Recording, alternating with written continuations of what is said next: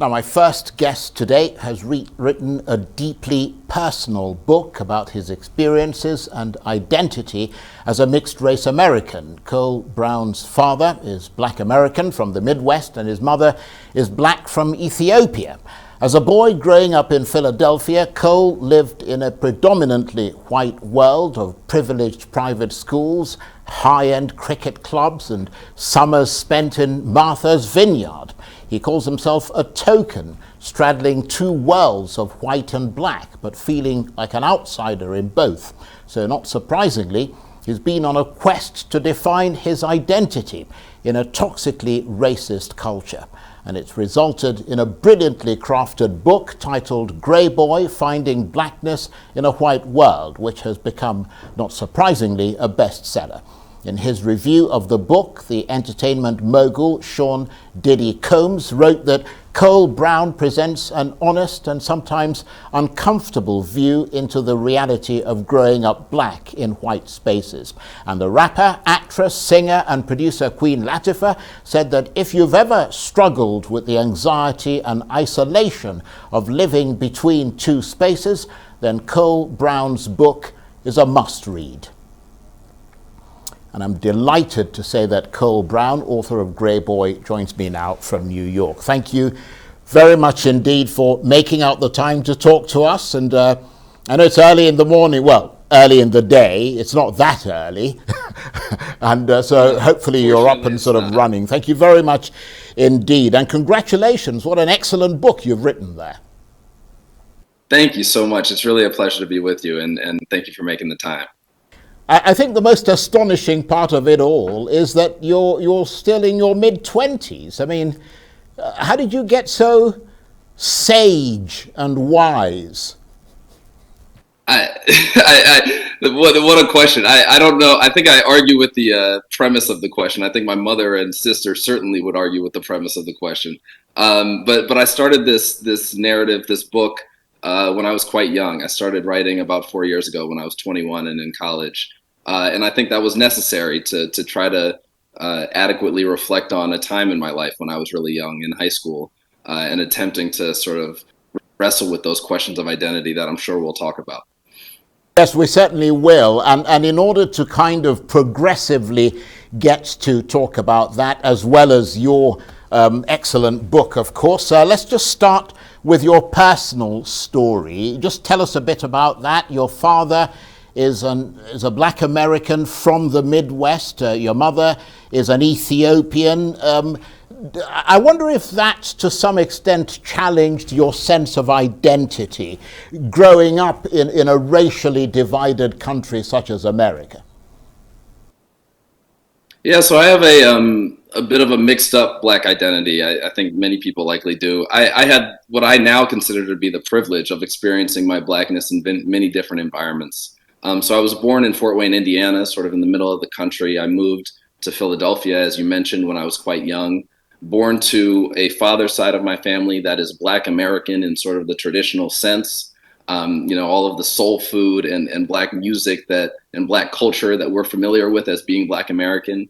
And then my mother's side, as you mentioned, is all Ethiopian and still largely lives in Ethiopia. So when I would go to visit my grandparents, for instance, I would spend a summer in the middle of the country and then a summer in Addis. And in between, I'm spending a lot of my time in Philadelphia with my nuclear family in a much different environment from either of the two.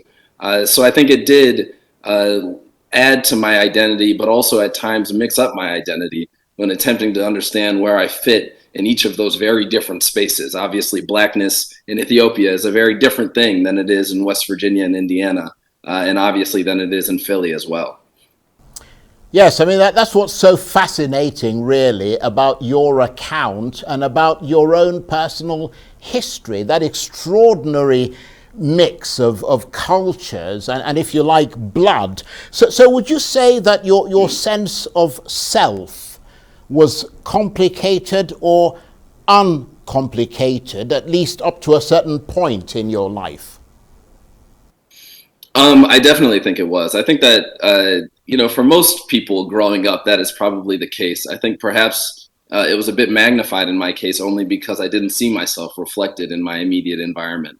The neighborhood in Philadelphia that I grew up in, as you've mentioned, was one, wealthy, but was also phenomenally white. I was in most rooms I entered, I was the only black kid. It is difficult to understand how to orient yourself in relation to your surroundings when you don't see yourself reflected at all. And when the only connotation and definition that most people have of blackness is what they're seeing on the TV screen, which was a form of blackness that I don't dispute whether or not it was authentic, but it was not authentically me. My blackness was very different than that. So I was constantly, and I try to depict in the book, I was constantly running up against, the stereotypes and expectations that others have of a race that they're not intimately familiar with. That's absolutely fascinating, because my next question would be, was that questioning of or assessment of who you are, was that limited to the white people that you hung around, or was it also the African Americans who might have considered themselves more authentically black than you were, sort of the way the way some of them see Barack Obama, for example? Yeah. Yeah, the question of not black enough, and actually there's a chapter in the book titled "Not Really Black." That is an interesting question, a perceptive one. Because I think you're absolutely right. I did get it oftentimes from white people, and when they would say to me, "You're not really black," it was actually a compliment. You're not really black. You're more like us because of the way that you eat or dress or speak or whatever else. You're one of us, and they meant it as a compliment. Obviously not understanding how that is not in fact a compliment. But yes, I did receive that phrase from black kids as well, saying that you're not really black, you're not really one of us. And then it was an aspersion, right? Then it was an insult. So I had to negotiate it in both ways. I should add that my Ethiopian heritage only compounded that, right? Because there is not a large Ethiopian population in Philadelphia. So I write about in the book how I was born and raised in America. I'm pretty American, and yet because of my Ethiopian heritage, I was oftentimes sort of exoticized, largely in black circles. I remember there's a joke in the book about how they would call me an African prince for no reason other than the fact that I was from Africa and they didn't know the country I was from. So we negotiated that in several different ways.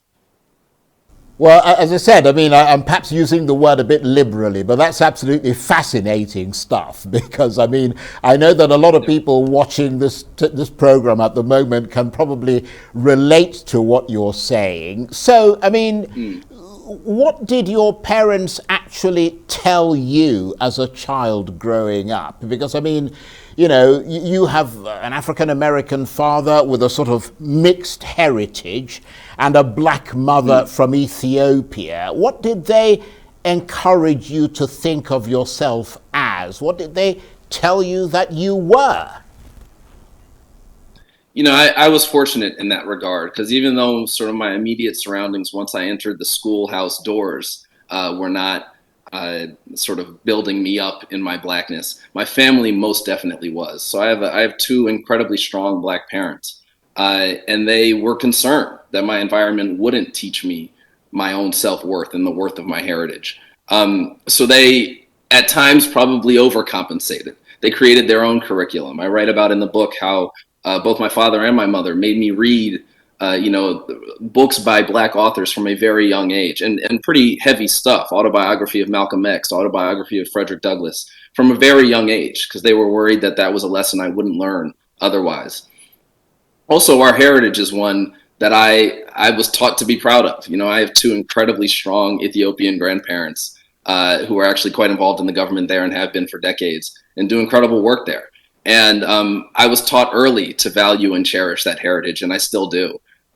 So I was fortunate to have parents that, although the environment was not giving me what I needed in terms of my own self-esteem and my own heritage, they certainly were doing their best to hand that down. Well, I wonder if you've heard from people saying, poor little rich boy, because, you came from a pretty wealthy family. You spent summers in sort of Martha's Vineyard, the cricket club and all that sort of thing. You're not exactly the stereotypical, depressed sort of black boy who's trying to figure out what he's going to do with his life. I have absolutely heard it. Not only have I heard it since the book came out, I actually heard it several times in the publishing process. I heard from publishers repeatedly that this would not have a market because not enough people could relate to it, and this wasn't an authentic black story. And saying it in so many ways because of exactly what you're identifying. I struggle with that criticism. I think that we as Americans, and particularly as Black Americans, really valorize suffering. Suffering has been such a component of our existence in this place that we valorize it. And I think there's good reason for that. We have flowered from such difficult circumstances throughout our history. But I don't think it's definitional. I don't think that suffering is required to be Black. And I think that what I attempt to do with this book is to say that Blackness can exist in many forms, that this is just one facet of Blackness, and yet it exists in many ways. And I try to tell a narrative that is admittedly not one of struggle, and yet hopefully nuanced, and yet hopefully one that people can relate to.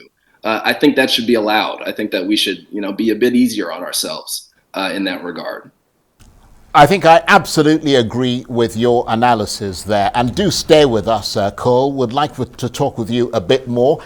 You're watching the Arise interview. Plenty more still ahead as we continue our chat with Cole Brown, author of the best-selling book, Greyboy, Finding Blackness in a White World. Stay with us.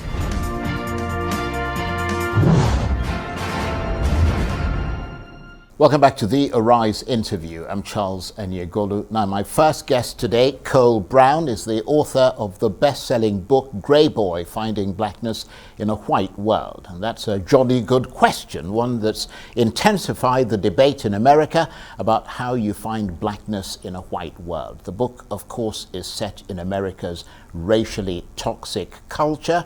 Cole calls it a scrapbook taken from his life as a child growing up wealthy and privileged and living in a largely white environment. Of course, he is Black. He describes people like himself as tokens, straddling two worlds, but feeling like an outsider in both. And today, we're finding out how much that has challenged his sense of identity. Given the education that I was given sort of in a formal way, there's an entire literary canon that is Black literature that I would have largely missed had my parents not been very intentional about supplementing that education. So they knew that school was not going to be enough. They knew that they were sending me to this sort of, in our environment, a prestigious school that still was not going to give me everything I needed. So as you mentioned, they both sort of orally, particularly from my pop, I'm thinking of now, who you would have read about, who I love dearly.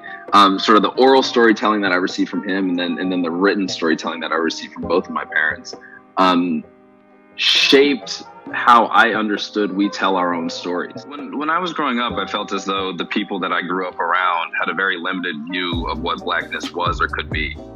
So many of the traits that I would have learned in my environment, as anyone else does, existed outside of that very slim view of what we believe Blackness was.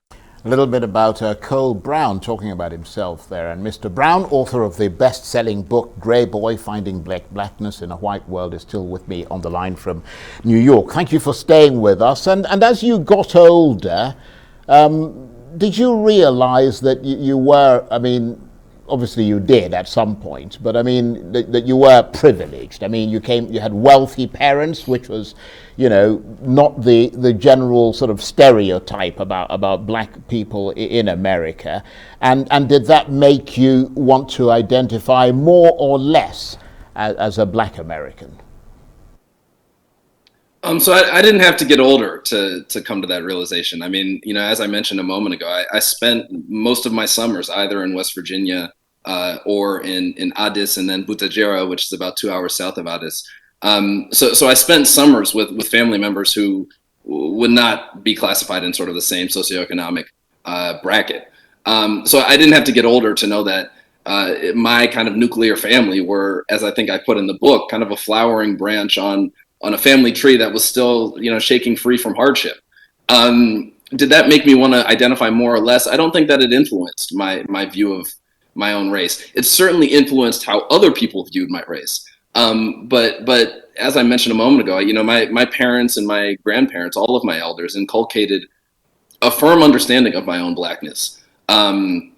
So privilege didn't factor into it as much as you might think. Yeah, that's very interesting. It's always fascinating talking to people in America because, I mean, for example, in many parts of Africa, and I'm sure you came across that in Ethiopia, people don't go around sort of shouting their blackness. They simply are. Yeah. And that's right. How they define right. themselves. But let's talk about your book. What made you decide to write the book Greyboy? And I know you've been asked this before. Why did you choose that particular title? So I'll answer that question, but I just quickly on the point you just made. I think that's something that has always been interesting in my own life. Is that I have never felt more Ethiopian than when I'm in Philly, and I have never felt more American than when I'm in Ethiopia. I think that's probably the case for many people that are only first or second generation from immigrants. Is that I am culturally not that Ethiopian, and yet I value that part of my heritage deeply. And it only seems to get identified when I'm around white people in America, and the opposite is true as well. I think many people feel that way. But anyways, you asked about the title Greyboy and why I chose to write it. I was a junior at Georgetown University in 2016 when Trump was elected. And that wasn't necessarily the impetus. I was actually in a class that asked me to write a very long paper. But my time in DC at Georgetown overlapped several monumental events. The death and subsequent acquittal of Michael Brown, the election of Donald Trump, and several marches in between. It felt insufficient to just be a finance major at Georgetown in that time. So I transferred my majors. I ended up in a class that asked me to write a very long paper. I decided to turn that paper into a much longer book, thinking the process would take me a full year. It took me 4. So anyone that's written a book probably understands it always ends up taking much longer than you intend. And I used that, one, as a way to just process a lot that was going on in the world. Police brutality, the election of Trump, but also in my personal life. There's a chapter on dating and some of the exploits that happened there, and probably mistakes and hopefully redemption that happened there. So I unpack a lot in the book, and the book was a vehicle for my own catharsis in that way. And then finally, the title, Greyboy. I was reading a book of African American poetry, and there was a poem called "Letter to Half-White College Students" from a poet named Amiri Baraka.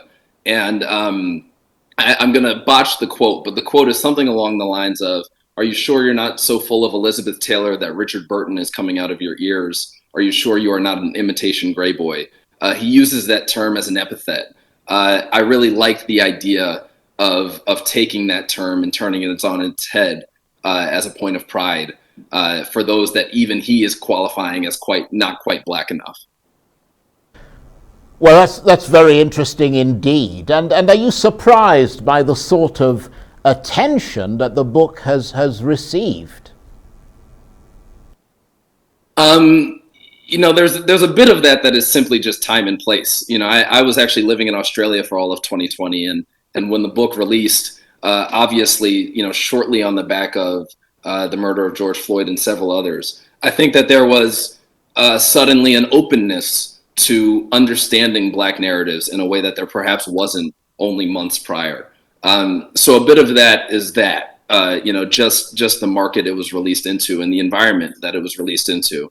I will also say, though, that I always believed that there were people that felt like this, and I hoped that it would resonate with them. So in the face of several publishers saying that would not be the case, I always believed that I was not the only one that felt like I was sort of betwixt and between multiple worlds. So I mean, in a sense, your book is another narrative that it expands the American, or the way that Americans think about blackness, a bit like the wannabes, the jigaboos, from Spike Lee and all of that, and so perhaps it adds another category that you could now call not just black but blackish. I hope so. I think that we're in a space now, and particularly in Black American media, where there is just more openness to alternative Black narratives. I think about when I was growing up, there was such a slim view and such a slim number of archetypes that Blackness could fit into on the TV screen.